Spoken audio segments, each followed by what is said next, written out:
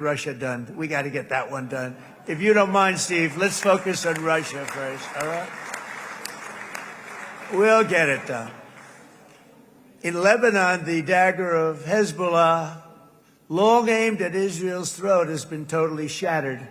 My administration is actively supporting the new president of Lebanon in his mission to permanently disarm Hezbollah's terror brigades. He's doing very well. And build a thriving state at peace with its neighbors. And you're very much in favor of that, I know. And it's good things are happening there, really good things. And with this week's ceasefire, we've achieved the most challenging breakthrough of them all. The most challenging breakthrough maybe ever. I mean, I've never seen anything like it. I've been involved in a lot of success. I have never seen anything like what's going on today all over the world. People are dancing in the streets, not just in Israel. They're dancing in the streets of countries that would have never danced in the street about what's happening today. They're dancing in those streets. So this long and difficult war has now ended. You know, some people say 3,000 years, some people say 500 years, whatever it is. It's the granddaddy of them all. And in an unprecedented achievement, virtually the entire region has endorsed the plan that Gaza will be immediately demilitarized, that Hamas will be disarmed, and Israel's security will no longer be threatened in any way, shape, or form.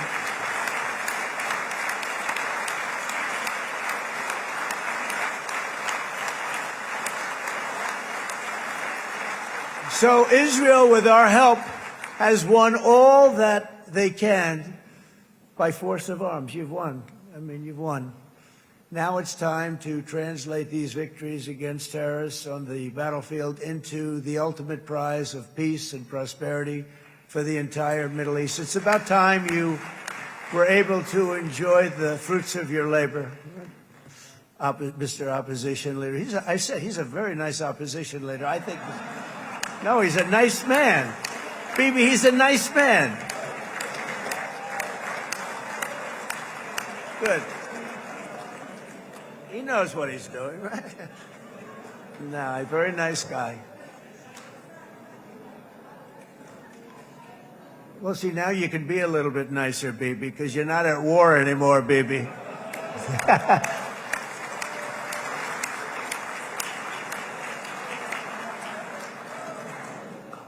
But only by embracing the opportunities of this moment can we achieve our goal of ensuring that the horrors of recent years will never happen again. You don't want to have to go through this again. 8 years ago, I came to this region on a very special first trip abroad as the President of the United States. I came here very early at your request. I addressed the leaders of the Arab and Muslim world gathered in Saudi Arabia and said that it was time to build a future free of the grip of extremism and terror. And interestingly, right now, as soon as I'm finished, I'm quite late. You've kept me quite late between opposition leaders and Bibi's brilliant but very long speech. I thought I was going to run up here, make a speech, and then head to Egypt. It didn't work out, though. And you made a pretty long one, too, sir.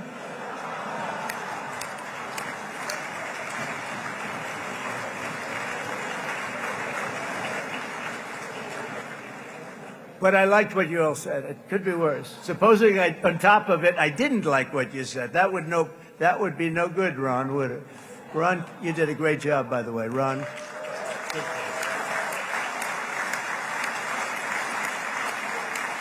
Yeah.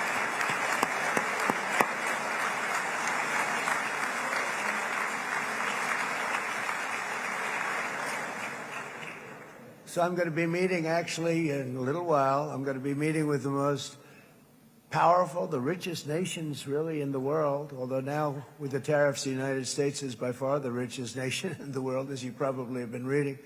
But the richest nations, most powerful nations, tremendous, headed by some tremendous people in many cases. Some cases I wouldn't say necessarily I would endorse, but I will tell you some incredible people that really helped us make this all possible. So I'll be going there. I'll be quite late. They might not be there by the time I get there, but we're going to give it a shot. But the journey we started back then led to the crushing defeat of the ISIS caliphate, to the monumental Abraham Accords, and ultimately to the historic ceasefire this week, in which many of those same nations really played a very pivotal role, I have to tell you. Steve will tell you that. Jared will tell you that.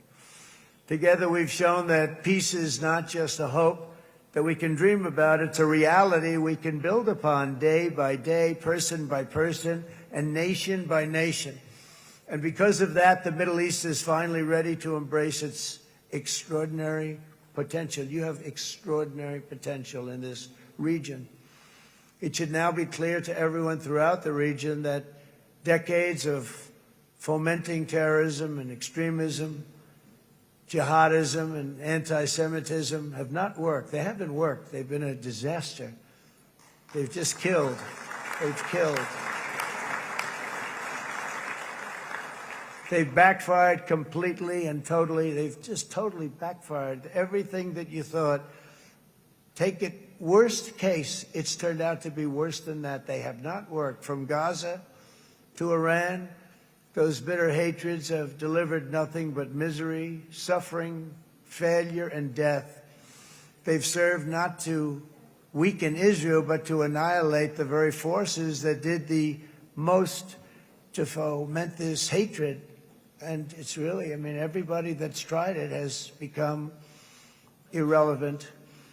Meanwhile, we've seen those nations that set aside their differences, reached across ancient divides, and pursued engagement are now among the most successful in the region. They're getting along with Israel, and they're doing great. And I can tell you the 4 nations that joined the Abraham Accords early on, and you'd all be doing me a favor, and I'm going to be saying this in a little while to some other friends, would love you all to, is this right, Jared? Join up in the Abraham Accords. We have to join up and get together. You can have that whole thing filled out. We had a very weak administration, worst president in the history of our country by far. And Barack Obama was not far behind, by the way.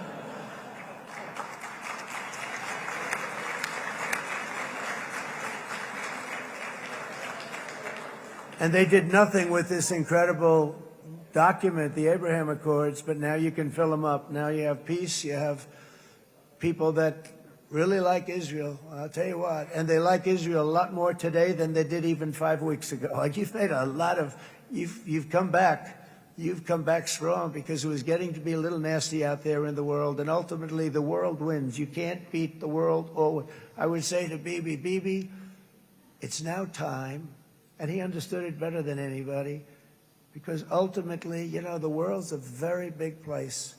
And I've said a lot. I said, this piece of land is very small. It's unbelievable what you know with that tiny, you look at a map even of just not the world, the Middle East, and you have this little dot. And think of what you've done. It's incredible. It's incredible.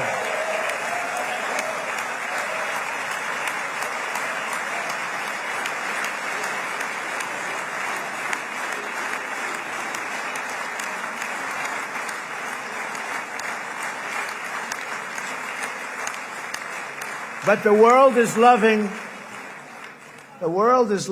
Israel again. And I said to Bibi, you know, the world is big and it's strong.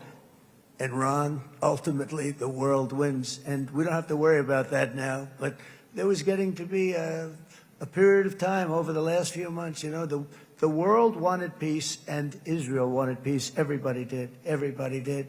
And what a victory it's been, right? What a victory it's been. If you would have gone on for 3-4 more years, keep fighting, it was getting bad. It was getting heated. The timing of this is brilliant. And I said, Bibi, you're going to be remembered for this far more than if you kept this thing going, kill.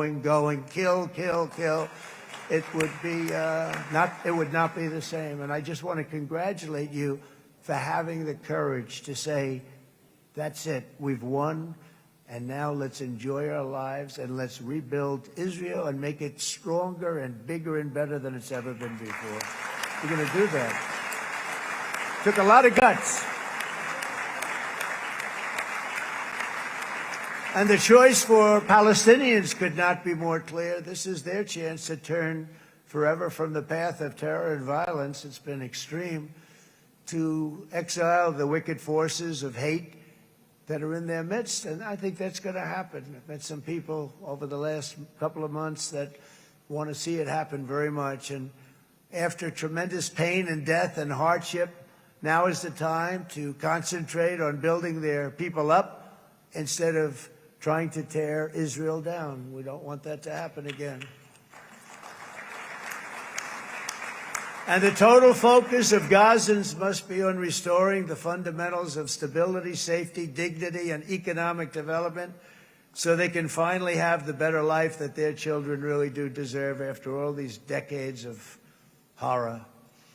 I intend to be a partner in this effort in the sense that we're going to help and we're going to do something that became unbelievably popular. Everybody wants to be on it. It's called the Board of Peace. Okay, how about that? Is that a beautiful name? Like a board of peace.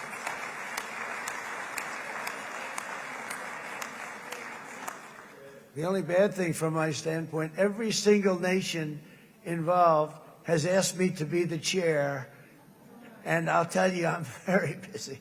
I didn't count on that, but you know what? If we do it, we'll do it right. And we have unbelievable power and wealth, because you're going to need wealth. You're going to need wealth to rebuild things, and they have wealth like few people have wealth. I want to thank the Arab and Muslim nations for their commitment that they've made to support a safe rebuilding of Gaza and beyond. I have many Arab countries, very wealthy countries, that came up and said, we'll put up tremendous amounts of money to get rebuild Gaza. And I think that's going to happen. The power, they want dignity, they want to come forward, and they want to say, and I want to say who they are, because what they're doing is going to be, I think, something that you're going to be very impressed with, Bibi. And you need that. You need the kind of economic power that they have, and they want to see it work. And they want to see it be safe. And they want to see it be good for Israel, too. And as much money as it will be, and it's a lot, as you can see, it's a lot. For these countries, it's relatively little relative to their worth. It's really a lot of money like most people could never even conceive. But for these countries, it's not that much, especially because it ensures success and stability in the Middle East, which is what they want to see. So many of them will be with us in Egypt in a little while, I think. I'm not sure. They may be gone. They may have taken their Boeing 747s and left. I said, what kind of a plane do you fly? 747. I said, that's a large plane. No, they may have. Steve, do you think they've left on their their brand new Boeing 747s? Or I don't know. We're going to find out soon. It's going to be a big story. There'll be 2 people left, and they'll be the 2 poorest ones.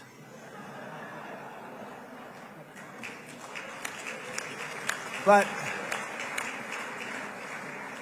it will be the wealthiest and most powerful group of nations. So the group that we have assembled, that's waiting for us, is the wealthiest and most powerful group ever assembled at one time. There has never been a group like this.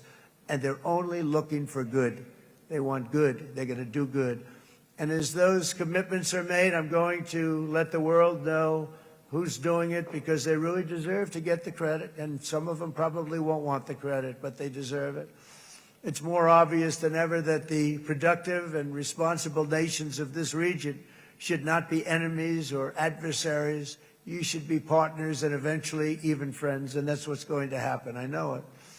Together you can stand against the forces of chaos. Yeah, you go ahead. That's an important point.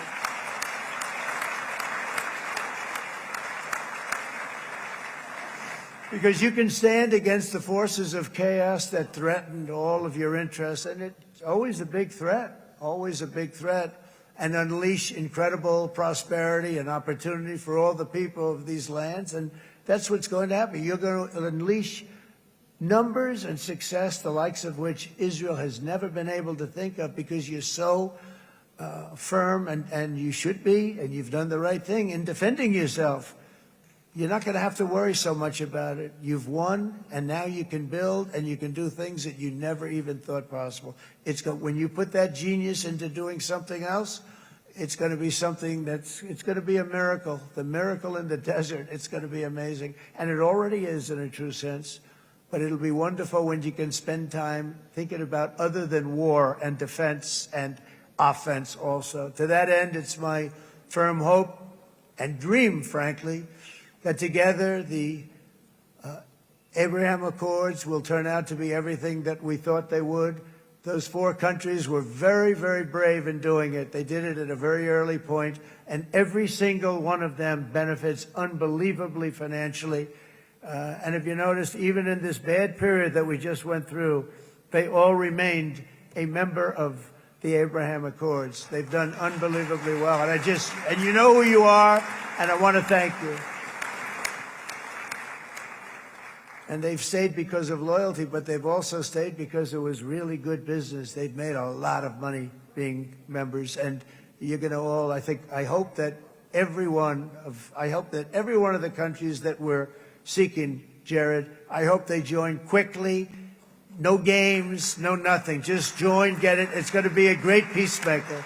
It's really going to bring it together beyond anybody's wildest dream. So instead of building fortresses to keep enemies at bay, the nations of this region should be building infrastructure to weave your commerce closer together, because you've got to compete with the big world out there in commerce now. It's a different kind of competition. Instead of making weapons and missiles, the wealth of this region should flow to schools and medicine, industry, and, frankly, the new hot thing, artificial intelligence. It's a lot of intelligence you're going to have to be throwing off to pay back these sums of money that they're doing. But that's really the hot one. And I might say that the United States, a year ago, was a dead country. I say it to people. I heard it first from the King of Saudi Arabia. I then heard it from UAE. I heard it from Qatar. I heard it from many other countries. A year ago, the United States of America was a dead country. Now it's the hottest country anywhere in the world. It is the hottest. There's no question about it.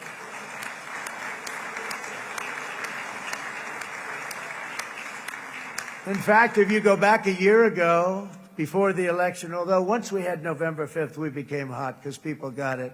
I would say November 5th was a time that we became really hot. But once you go back a couple of years, if I were in charge and the country was doing what they were, nobody was going to ask me to speak. Nobody asked Joe Biden to come up and speak, I guarantee you that. And if they did, he would have turned them down, I promise you. He didn't speak. He didn't speak, and he didn't speak well. But all of the countries in the Middle East, it could have, what we're doing now, it could have happened a long time ago, but it was strangled and set back almost irretrievably by the administrations of Barack Obama and then Joe Biden. There was a hatred toward Israel. There was an absolute hatred. The setbacks really started when President Obama signed the Iran nuclear deal. This was a disaster for Israel, and it was a disaster for everyone. And I remember that Bibi Netanyahu came to the United States and worked so hard to try and get Obama not to do that deal.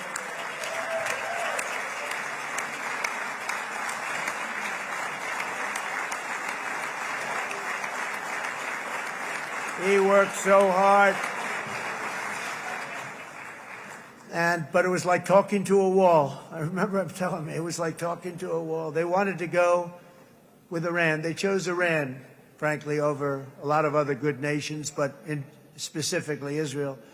And that was the beginning of a very bad period of time. You had Obama go out, and the Iran nuclear deal turned out to be a disaster. And by the way, I terminated the Iran nuclear deal, and I was very proud to do it.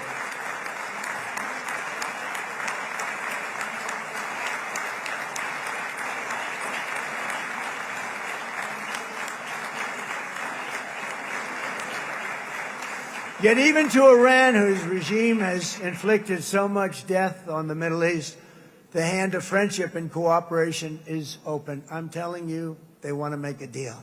That's all I do in my life. I make deals. I'm good at it. I've always been good at it. And I know when they want. Even if they said, we don't want to make a deal, I can tell you they want to make a deal. All right, they do. They want to make a deal, and we're going to see if we can do something, because this is crazy what's happening, and we're not going to have this anymore. Neither the United States nor Israel bear the people of Iran any hostility. We merely want to live in peace. We don't want any looming threats over our heads, and we don't want to even think in terms of nuclear destruction. It's not going to happen, never will happen. There's nothing that would do more good for this part of the world than for Iran's leaders to renounce terror, stop threatening their neighbors, quit funding their militant proxies, and finally recognize Israel's right to existence. They have to do that. They have to do that. And to Iran, and as you know, this is not said out of weakness. There's no weakness. But I'm going to say this, that we are ready when you are, and it will be the best decision that Iran has ever made. And it's going to happen. It's going to happen. And they're good people. I know a lot of Iranians in the United States. They're good people, smart, hardworking people. They don't want to see what's happened to their country.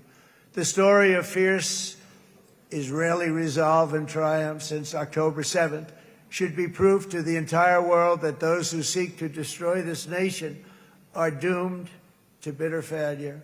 The state of Israel is strong, and it will live and thrive forever.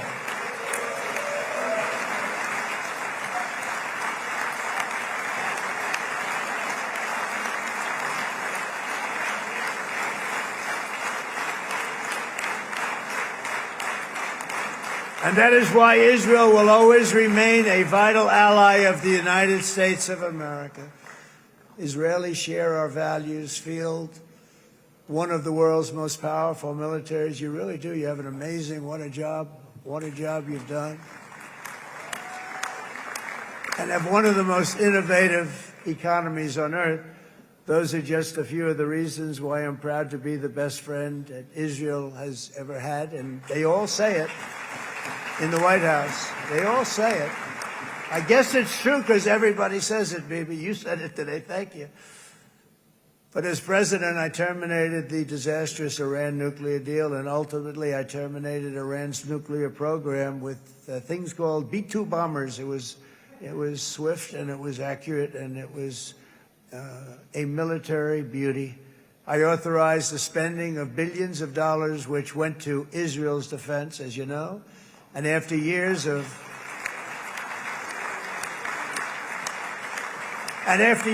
broken promises from many other American presidents, you know that, they kept promising. I never understood it until I got there. There was a lot of pressure put on these presidents. It was put on me too, but I didn't yield to the pressure. But every president for decades said, we're going to do it. The difference is I kept my promise and officially recognized the capital of Israel and moved the American embassy to Jerusalem.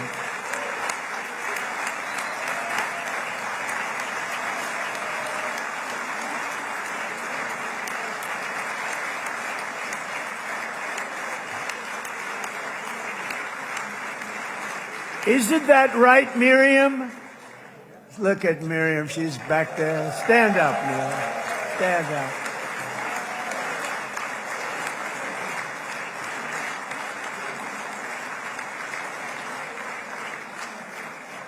Miriam and Sheldon would come into the office. They'd call me. He'd call me. I think they had more trips to the White House than anybody else I can think of. Look at her sitting there so innocently.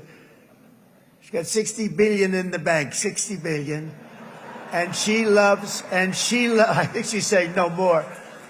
And she loves Israel, but she loves it, and they would come in, and her husband was a very aggressive man, but I loved him.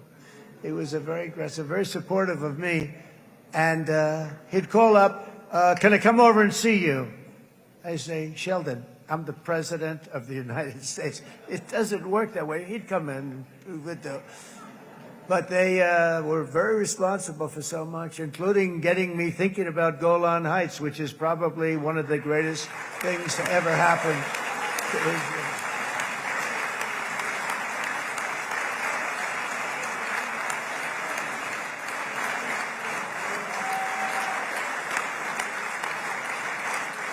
Miriam, stand up, please. She really is. I mean, she loves this country.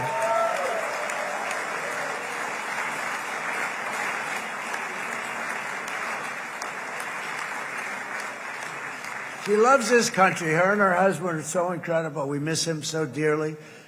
But I actually asked her, I'm going to get her in trouble with this, but I actually asked her once, I said, so Miriam, I know you love Israel. What do you love more, the United States or Israel? She refused to answer. That